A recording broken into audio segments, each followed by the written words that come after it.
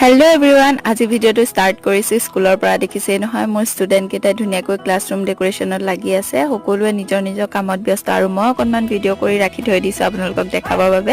এয়া আমাৰ কামখিনি প্ৰায় হৈছেগৈ আৰু ছোৱালীখিনিও ধুনীয়াকৈ ফুল বনোৱাত ব্যস্ত বৰ্ড ডেক'ৰেশ্যনৰ বাবে। আৰু আমাৰ টীমটো আছিলে কালচাৰ অফ আছাম, তো ধুনীয়াকৈ হৈ গ'ল। আৰু স্কুলৰ পৰা আহি চিধা ওলাই আহিছোঁ বুলবা ঘৰলৈ। মই, ভণ্টি, বীণাপানী আৰু বাবু, আৰু আমি ৰাস্তাত ধুনীয়া ধুনীয়া ভিউ লৈ আহি আছোঁ। দেখিছে ন কিমান বেছি ভাল লাগিছে বেলিটো। আৰু আহি পাই গ'লো সেই বুলবা ঘৰ। ধুনীয়াকৈ আমি বহি চাহ তাহ খাই মেলি ল'লোঁ আৰু ৰাতি হ'ল। ৰাতি এইফালে আমাৰ এতিয়া খানা পৰ্বটো ষ্টাৰ্ট হৈছে। ভিনদেউ বনোৱাত পূৰা লাগি গৈছে আৰু আমি ওচৰতে বহি জুই সেকি সেকি কথা পাতি আছোঁ। আৰু ফাৰ্ষ্টতে আমি খাই ল'লোঁ, পূৰা টেষ্ট কৰিলোঁ এয়া কুকুৰা মাংস।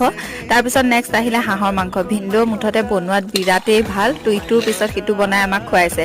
তাৰপিছত আমি গোটেইখিনি ৰাতি আড্ডা দি শুই থাকিলোঁ আৰু নেক্সটটো ভিডিঅ'ত দেখিবা আমি কি কৰিলোঁ।